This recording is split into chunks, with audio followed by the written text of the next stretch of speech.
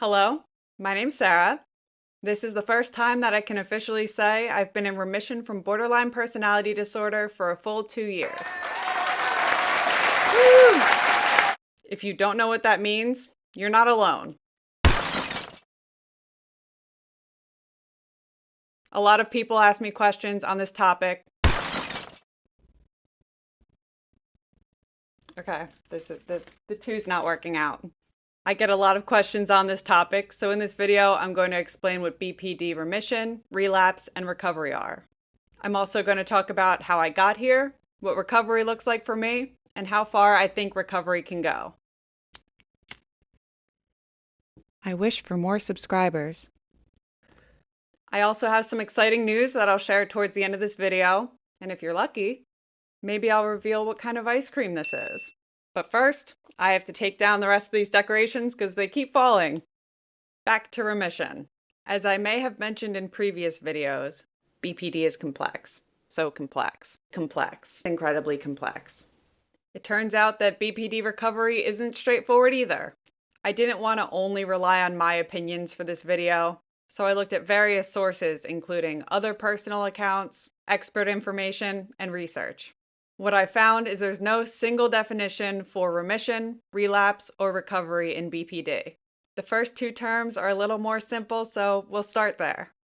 Across all sources, the minimum requirement to be considered in remission from BPD is no longer meeting the diagnostic criteria, which means showing no more than 4 of the 9 diagnostic symptoms. In one study, the limit was no more than 2 symptoms, but generally up to 4 is accepted. The length of time you have to not meet the diagnostic criteria before you can be considered in remission varied a lot in these different sources. One study had no time requirement, and other sources said 2 months, 6 months, a year, and 2 years. I think the most important thing is that it's consistent and stable for whatever you consider a significant amount of time to be. I don't want to get too in the weeds with the research right now because it is very involved. But the 2 major studies on BPD are super interesting, so I'll probably talk about them in another video in the future. The biggest takeaway is that even in these large, long-term studies, they found very high rates of remission for BPD patients. So no matter what you read or hear, remission is very possible. Some people don't like the term remission because they think of cancer remission, and they don't like the misleading idea that this is an illness that can be cured with all symptoms going away completely forever. But remission just means a significant reduction in symptoms. Full remission, or being cured, may not be possible, but like partial remission in cancer, symptoms can mostly reduce, although they do still carry the risk of potentially returning. In BPD, we call that return of symptoms relapse. Relapse is usually defined as showing at least 5 of the 9 diagnostic symptoms, and once again meeting the diagnostic criteria for BPD after a period of remission. The definitions I use, for me personally, are a little bit different. When I say I'm in remission, I mean that I haven't met the diagnostic criteria, and I haven't self-harmed or had suicidal ideation. Those 2 other components are very important to me.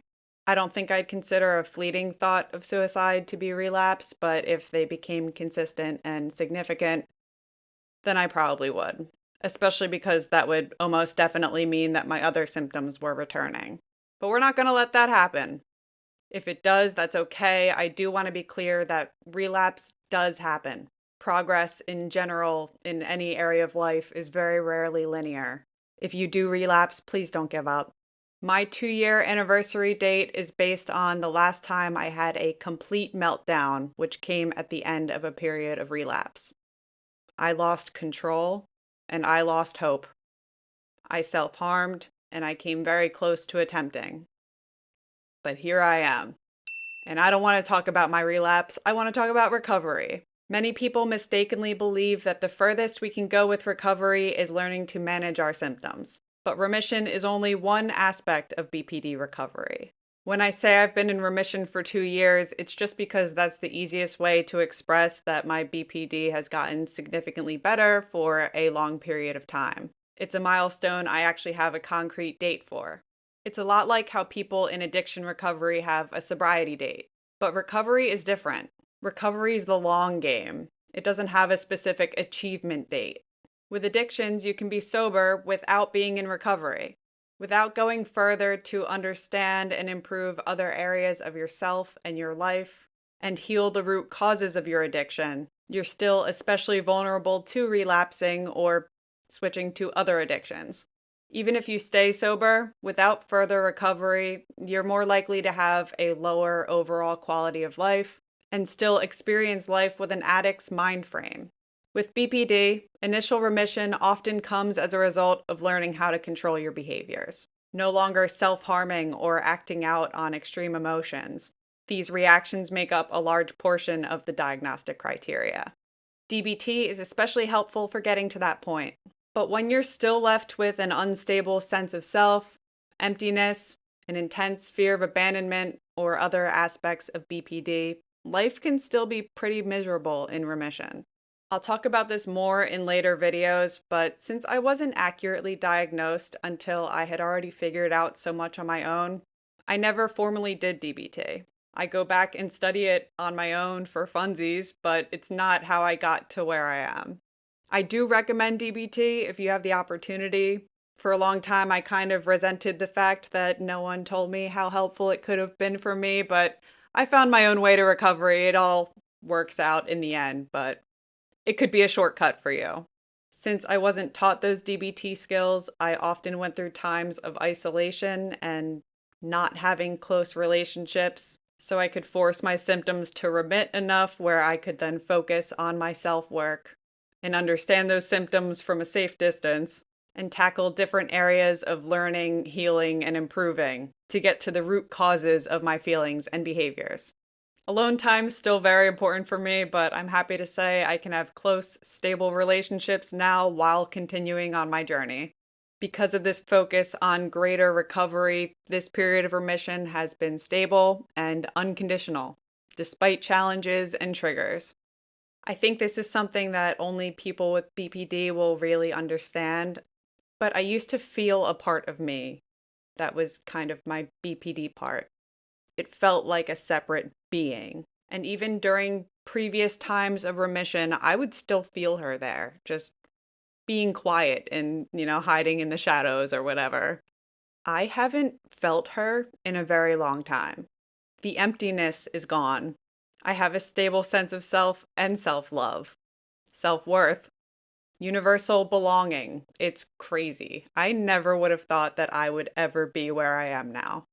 I still feel very strong emotions. I'm actually starting to get a little choked up talking about this stuff, thinking about where I was and where I am, but I still have very strong emotions. I think that I always will, I always have, but they aren't always in intense fluctuation like they used to be. And they're generally much more positive. Not toxically, but realistically. I do have comorbidities, so I still experience depression and anxiety, and I struggle to manage everything in my life. But I show much more self-compassion and acceptance and resilience, and it makes all of the difference. I don't split. I don't have much black and white thinking. I feel plenty of pain, but I rarely feel anger. I've come a long way in my recovery, but I still feel like this is only the beginning. I could stop here and be fine. I don't have to keep reading the books or studying the things, but I want to. I live for growth and improvement, and I see no limit to its potential. I often talk about how much variation there is between individual BPD cases. Because of that, BPD recovery is just as variable. Your journey is unique, but I truly hope you find my content helpful beyond the BPD information I provide and the DBT skills I'll eventually discuss. This channel is a reflection of my journey. It'll include a wide variety of topics that contributed to my overall recovery, and I hope might contribute to yours as well. I'm very proud of my journey. I used to be ashamed of it, and I used to resent it heavily. I was able to start coming to terms with it once I started to love myself and saw that everything I've been through has helped form the person I am now. But everything really changed for me when I realized that I could help people with my knowledge and experience while showing up as my authentic self. I still remember the first times that I really felt that way. I remember truly feeling a difference within myself and feeling real hope that I could recover and realizing that if I could, that I could help other people too. I found out later on that that's actually Marsha Linehan's same deal. She is the psychologist who came up with DBT, and she said that she was always dedicated to getting herself out of her own hell, and then when she did, that she would help others out of theirs. I'll talk about Marsha plenty some other time. But I do want to say that I'm grateful for the opportunity to share my knowledge and story with you guys. If you're still watching this, thank you so much for your time and interest and support. I put a lot of effort into these videos for no money, and the YouTube algorithm can be kind of frustrating and discouraging, but your positive comments mean the world to me and really validate my efforts. I'm always like, oh my God, I'm actually helping people. I knew that I could. I thought that I could, and I really am. So, thank you. Oh, my news. As you may know, I'm active on the BPD subreddits, and last week a user by the name of Gloriously Glittery reached out to me. Glorious Glittery is the mod for r/BPD family, which I didn't know about in my previous video where I was recommending specific BPD subreddits, but I would recommend it for family members or loved ones of people with BPD. Just a warning, if you have BPD and you're triggered by reading about the realistic effects our condition can have on others, it's probably better not to go there. At any rate, Gigi informed me that r/BPD Remission has been inactive because posts are locked for moderator approval, and the only moderator had their account suspended a while ago. So I'm taking it over. We put in a request to reclaim the subreddit, and Gloriously is going to help me with the technical side of things, but they wanted someone who's in remission to be the one actually moderating the content. A lot of people are on the BPD subreddits for help, so it's not as common to find others there who are in remission. And sometimes I get downvoted when I talk about it because, unfortunately, a lot of people don't believe in BPD remission or recovery, or they think it's only reserved for very special people. I appreciate that, but my ability to reach remission is not what makes me special. But so I'm excited to bring back a space where people in remission can connect and share information and hopefully inspire people who are working towards that goal. I'll put a link to r/BPD Remission and r/BPD Family in this video's description.